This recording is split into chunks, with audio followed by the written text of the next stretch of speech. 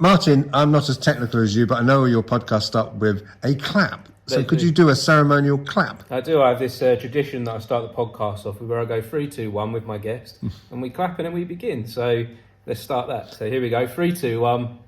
I've only got one hand, so I couldn't join the clap. One hand clapping. It's okay. I brought the energy. Thank you. Because I've seen, sometimes when somebody does one podcast, I think, right, will there be a second? And I'll, thought when I saw your first podcast, I thought, well, is this just a one-off or somebody just scratching an itch? But there's been hundreds? I think we're up to about episode 311. So a few. That's remarkable. So take us all the way back. What motivated you to do them in the first place? What motivated? Well, in the beginning, I was in a place in my life where I was a little bit lost. I was nearly 40.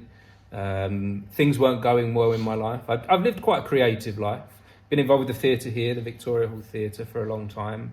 Trying to be an actor, director, little tiny bits of success. But overall, I had this big, overwhelming feeling of failure. And that's very honest.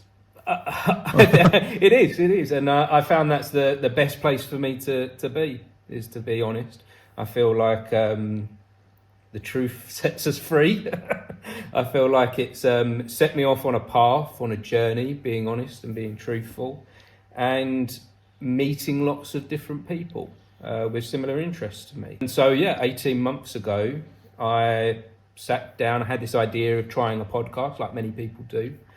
Sat down with one of my closest friends, and we had a conversation about our creative lives.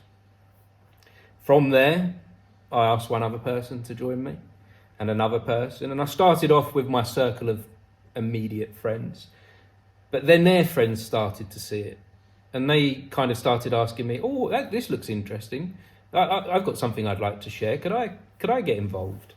And then I started reaching out to people within this town, within Harlow, that do creative things. The old manager of the Playhouse that I know quite well, someone that runs a community group, and someone that's in a band, and I started bringing those people in. And again, these circles started to get bigger and bigger and bigger on this outreach, and it was all happening organically. And to be honest with you, in the beginning, I had no idea what I was doing.